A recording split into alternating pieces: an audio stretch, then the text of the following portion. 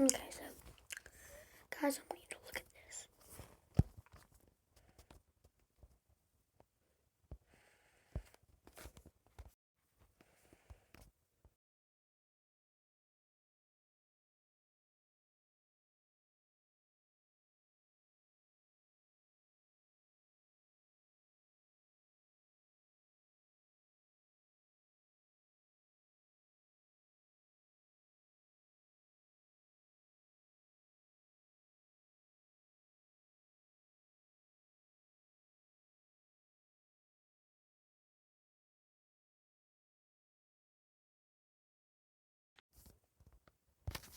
Hey, get up. I'm just.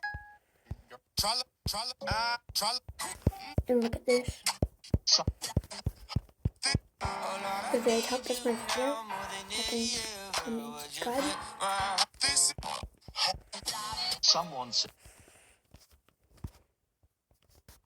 Now I'll show you rides I rode at Carowinds. Tell me guys, have you ever been to Carowinds? You guys have my road these. The very first spot was the number 1.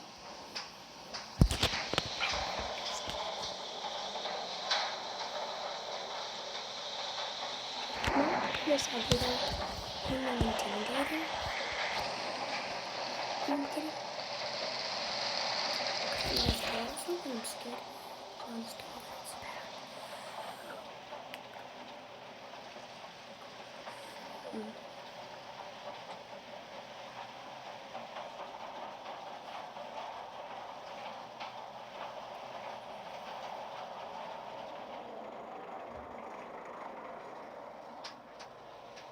I have eyes about the very top.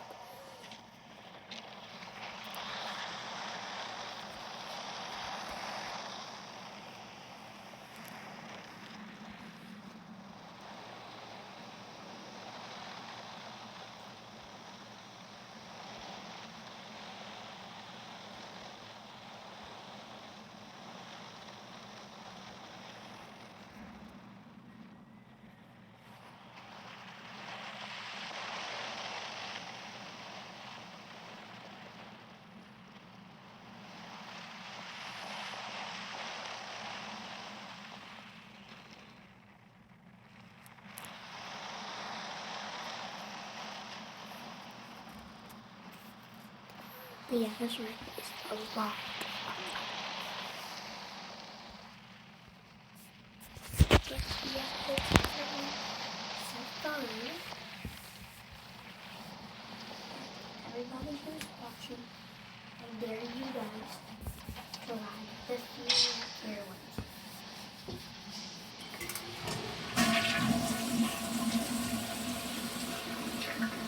But yeah, I dare you guys to ride the Fury at Carowinds.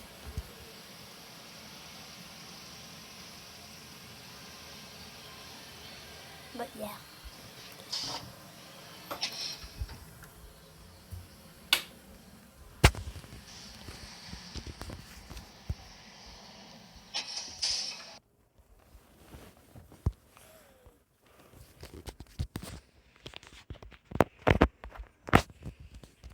And now I need to show Intimidator.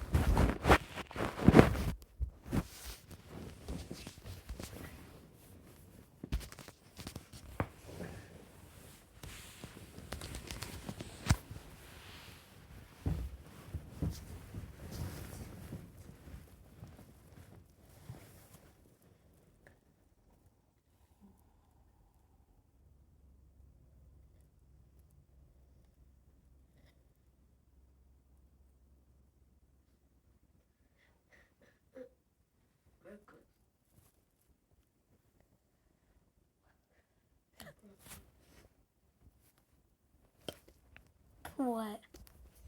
Have you seen that movie that has like one side of the dude's face is white and the other side of his face is black?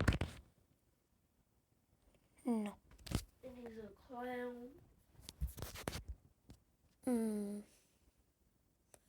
No. It's not it. What movie is it called?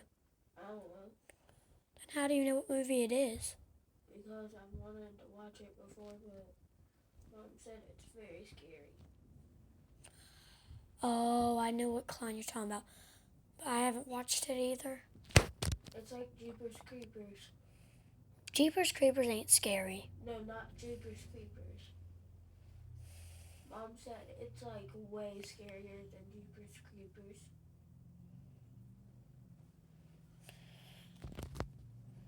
Okay, I yeah. saw it has a Carowinds is one of the greatest. Please like this video. Please subscribe to this YouTube channel. Please leave a comment down below. I would greatly appreciate your support. I'm a pretty small roller coaster and theme park channel, and I'm trying to keep this growth moving. Thank you so much. Before we get started, I do have to say that I never got to ride Nighthawk. Like, I first visited Carowinds in 2022, and Nighthawk was closed, and in 2024, it was closed for all 3 days of my trip, and then we later found out that they were removing it anyway, which is kind of depressing. They're also removing the drop tower, which I love the drop tower at Carowinds, so that sucks. So I am a little salty that I missed out on the Vekoma Flying Dutchman. I also missed it at Kings Island. I never rode Firehawk. What's funny is there's literally a train for Firehawk sitting underneath the brake run for Fury. It was there in 2022, and when I came back in 2024, I was surprised to see it still there. Like, it looked like they didn't touch it, and now we just find out that they're removing it altogether, so it is what it is, I guess. Carowinds has 13 different roller coasters, so we're gonna start things off with number 13, which is Wilderness Run. This is by far the smallest roller coaster in the park. I believe it's an ENF Myler kiddie coaster, so it's a little janky. There's nothing wrong with it. It's very cute. It's just by far the smallest attraction in the park. I did get the credit though, so when I was visiting Carowinds, I was worried I would not be able to get the credit, but it worked out. It was actually a really embarrassing ride through. Like, I think I had a Zen ride on it, or maybe it was me and like one other person, like one other child. I think I rode in the front row for some reason, which like I never do. I went to Carowinds with my ex-girlfriend and she didn't want to ride it with me, so I just had to suffer on my own. That was not the vibe. Anyway, number 12 is Kitty Hawk. So this honestly has a great case to be number 13, because this is a Vekoma Hang and Bang, and this is the third Vekoma Hang and Bang I've ever been on. The first one I rode was at Kings Island. I rode it as Flying Ace Aerial Chase. The second one I rode was the Bat at Lagoon. This one was the third, and this one was by far the worst. Like, I was really shocked when I rode the one at Kings Island and the one at Lagoon. Like, I didn't think those rides were that bad. This one sucks. It was so rough. It was crazy. It was so much shakier than the other two. Like, I was just ready for the ride to end pretty much right after it started.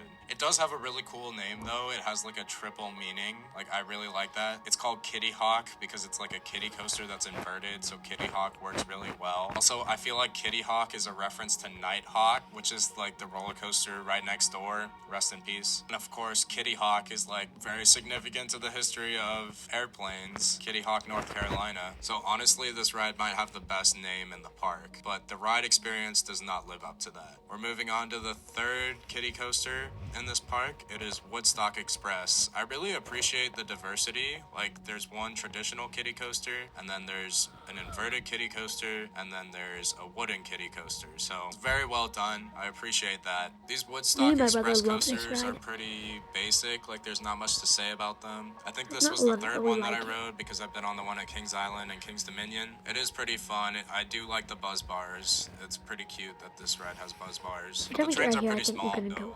Track. I don't know why. Just sit one adult per row. I mean, you could squeeze 2 in there, but it probably would How not be fast we get comfortable. through. Anyway, we're gonna move on to the top 10.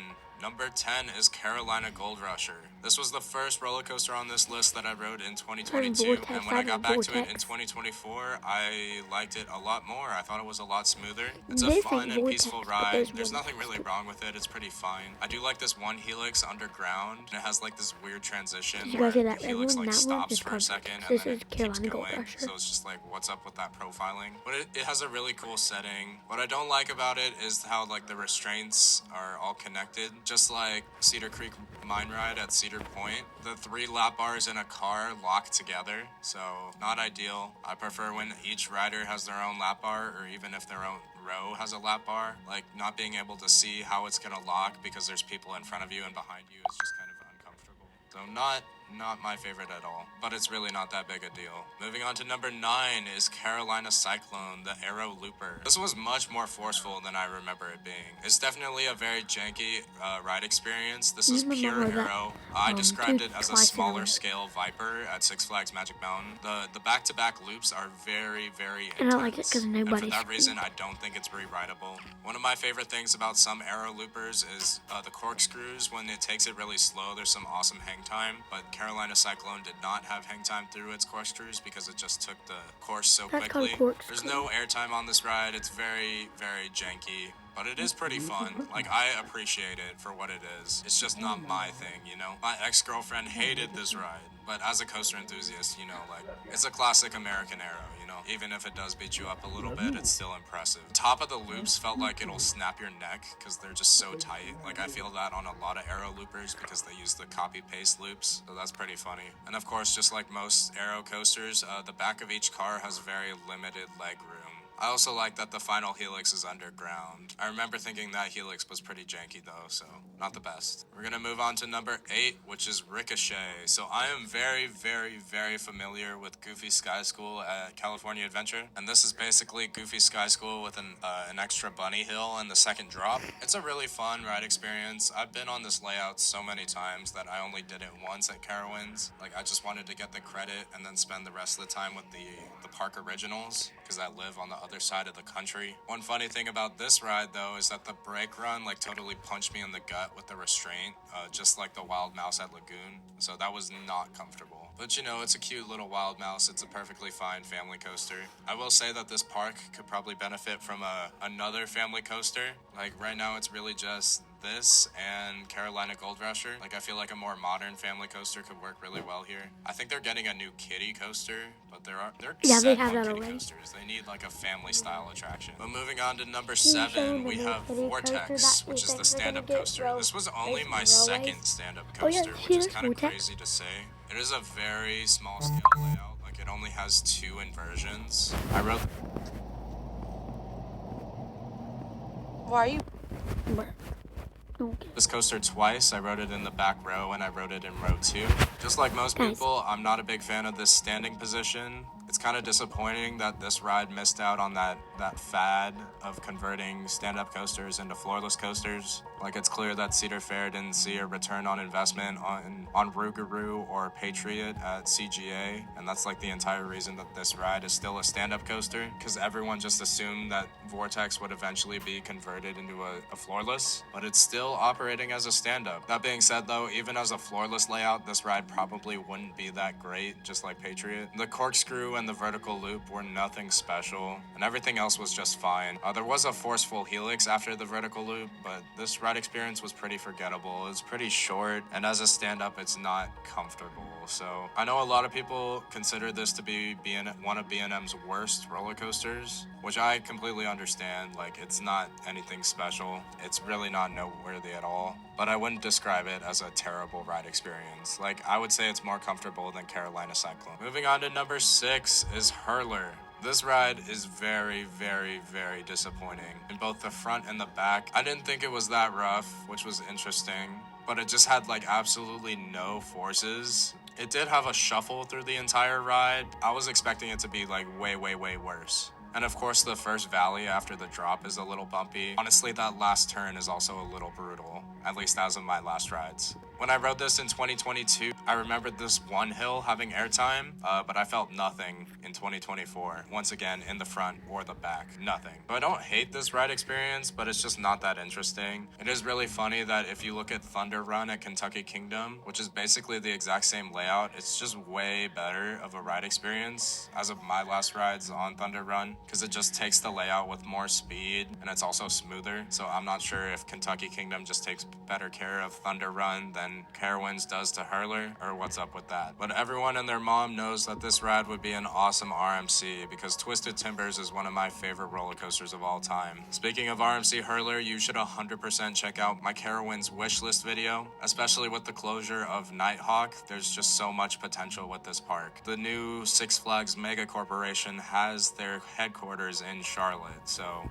God only knows how this park is going to expand in the future. And I sure hope that RMC Hurler is on their list, but that's a whole other discussion if they're even gonna work with RMC. Anyway, we're getting a little distracted. We're gonna move on to number 5, which might be a controversial take, but I put Flying Cobras this high. I am a little nostalgic for the Boomerang ride experience because Knott's Berry Farm used to have a Boomerang. I only rode that Boomerang a couple times before it was removed for hang time. But I was really excited to ride a Boomerang with the vest restraints, and I walked away very impressed. I thought the vest restraints helped so much. I was very impressed with this ride experience. It's very forceful, and I genuinely believe that it deserves the 5th spot in the park. I got to do it in the very front and the very back. Sitting in the front row, going backwards into the loop was really intense. I mean, obviously the whole layout is super intense. It's just so powerful. Just because the vests take away the headbanging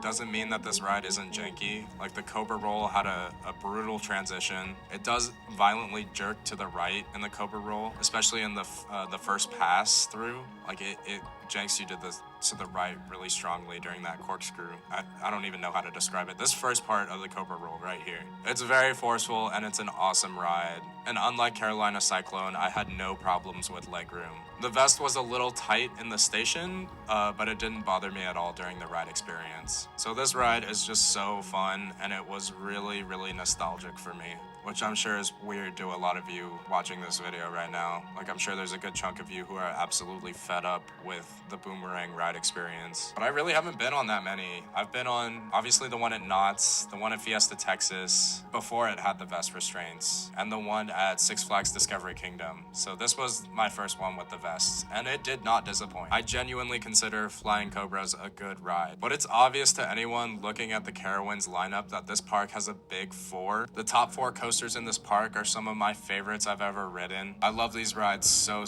much. So let's get started with number 4, which is Afterburn. I got 10 plus laps on this ride. I haven't made a review video yet, but it is on the to-do list. I got to ride it in the rain. I got to ride it at night. I actually have a funny story with my rain rides on Afterburn. I was wearing zipper pockets and I had my phone in my pocket. And when we were going up the lift hill, the row in front of us hit the angle first. And when that happened, it dumped a ton of water onto my lap. And with my phone in my pocket, when I got off the ride, my Face ID wasn't working and it never worked again. So Afterburn broke my Face ID on my phone. I got a new phone not too long later, so we're chilling. Anyway, this ride is very forceful, especially at night. The drop has some great G-forces in both the right and left seat, but obviously the visuals on the left seat are more interesting because you get flown out, even if it is just over the parking lot. You can feel the blood rush to your feet on most valleys in this ride. The bat wing is my favorite part. Obviously the back row is the most forceful, but the front row has the best visuals. It's just a very intense and forceful ride experience. The Zero G roll felt a little less whippy than the one on Flight Deck at California's Great America,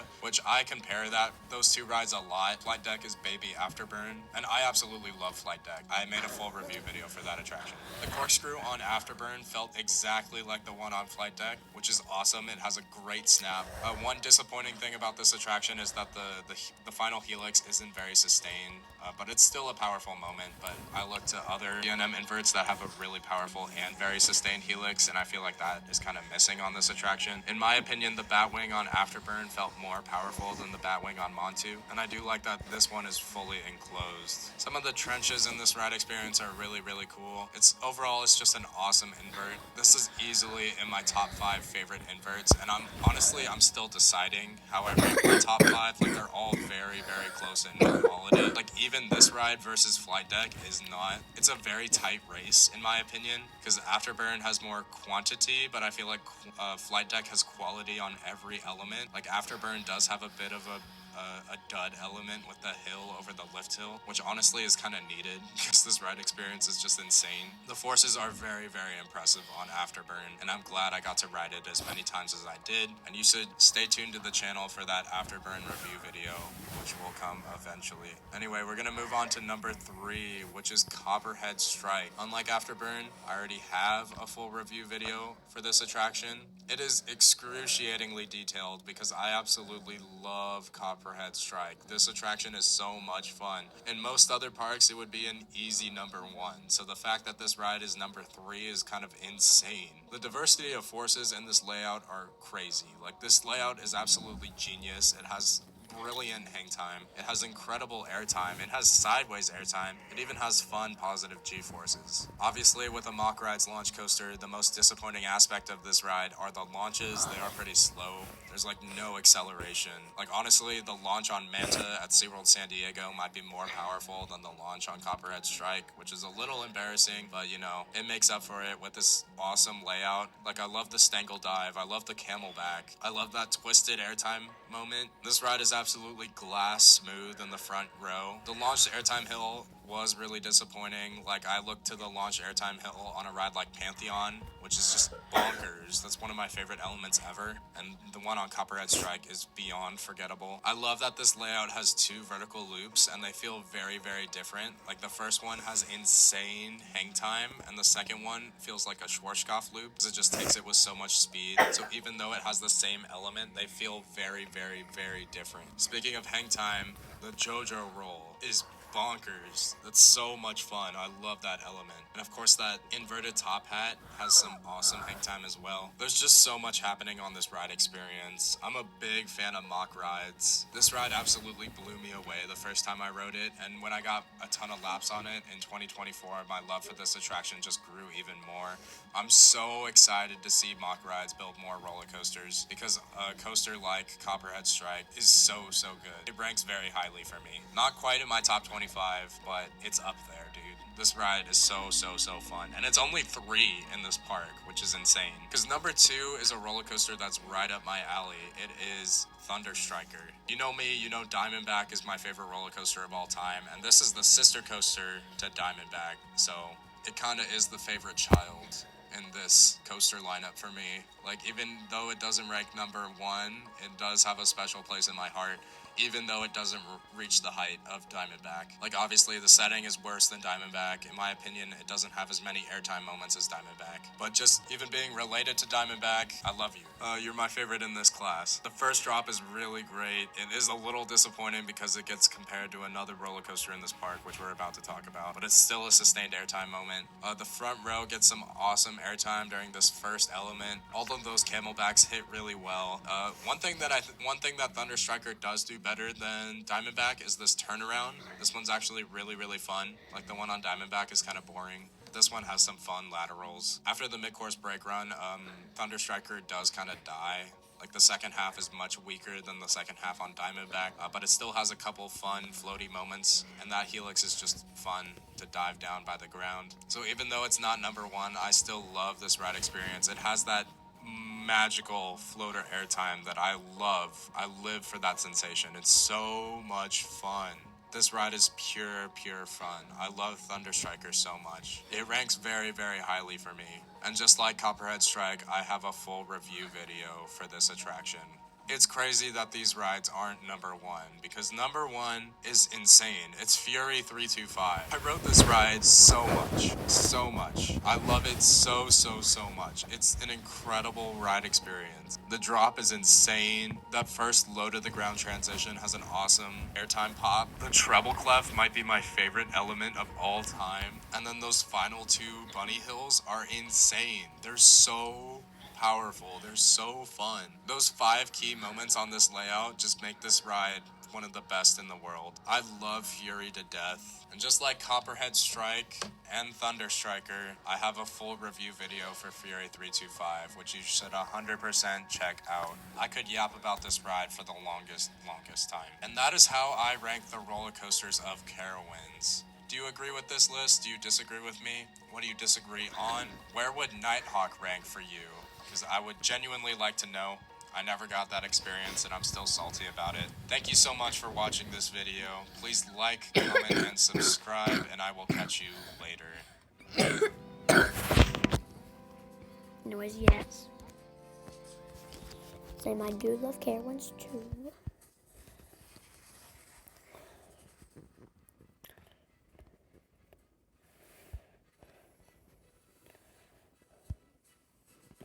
Yeah, anyways, check out my channel.